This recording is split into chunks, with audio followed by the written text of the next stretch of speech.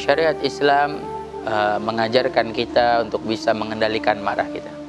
Karena Nabi SAW juga diantara salah satu pesannya, Al-Kayyis man dana nafsah wa amila lima ba'dal maut. Al-Kayyis man dana nafsah, seseorang yang baik, yang cerdas itu yang bisa menahan dirinya. Di antaranya adalah menahan daripada marah.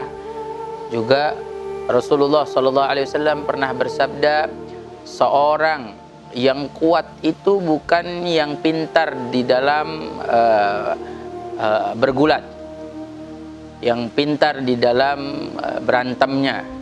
Tapi Nabi SAW bilang orang yang kuat itu adalah orang yang bisa menahan dirinya dari marahnya. Ya. Nabi SAW mengajarkan kita satu tips, satu cara supaya kita bisa mengendalikan marah kita. Nabi berpesan, jika kau marah dalam keadaan berdiri, maka duduklah. Jika duduk marah, maka rebahlah. Itu meredam amarah kita. Penting kita untuk tidak marah. Paling banyak lagi orang kalau marah, zaman kita sekarang marah sambil teriak. Marah-marah sambil teriak. Kenapa sih orang kalau marah itu sambil teriak? Seringkali orang marah. Pernah disebutkan ada satu kisah, ada seorang syekh jalan bersama murid-muridnya lewat satu tempat di wilayah tersebut. Lewat satu rumah, di dalam rumah ada sekeluarga yang sedang marah-marah sambil berteriak. Ketika satu keluarga tersebut marah-marah sambil teriak, maka syekh ini bertanya kepada murid-muridnya, "Hei murid-muridku, mengapa orang-orang itu yang sedang marah-marah mereka berteriak? Padahal yang ia marahi ada di sebelahnya, ada bersamanya. Mengapa harus berteriak? Bukankah mereka sangat dekat satu sama lain?" Maka murid-murid menjawab, mereka marah berteriak karena sudah tidak bisa menampung kesabarannya. Tapi mengapa harus berteriak? Mengapa tidak berbicara dengan pelan saja?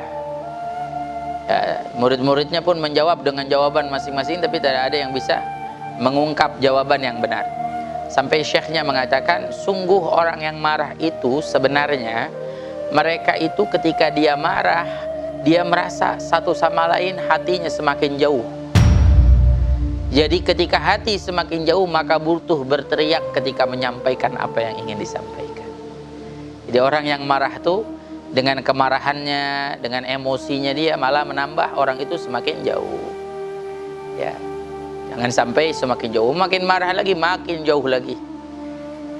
Begitulah juga kita. Sama seperti orang yang saling mencintai. Kalau orang saling mencintai satu sama lain, maka serasa dekat. Nah, kalau sudah dekat, serasa dekat, bicara juga pelan. Tambah cinta lagi, lebih dekat lagi. Udah nggak pakai bicara lagi, bisik-bisik. Tambah cinta lagi, udah nggak butuh bicara, nggak butuh bisik-bisik, pakai memandang aja nih. Kalau sudah dalam cintanya. Makanya syekh tersebut berpesan, janganlah kalau ketika kita tersulut emosi sampai marah, sampai menjadikan kita semakin jauh. Justru emosi, marahlah yang menjadikan sesuatu semakin jauh. Bahkan ulama berpesan, jangan kita memutuskan sesuatu ketika kita marah.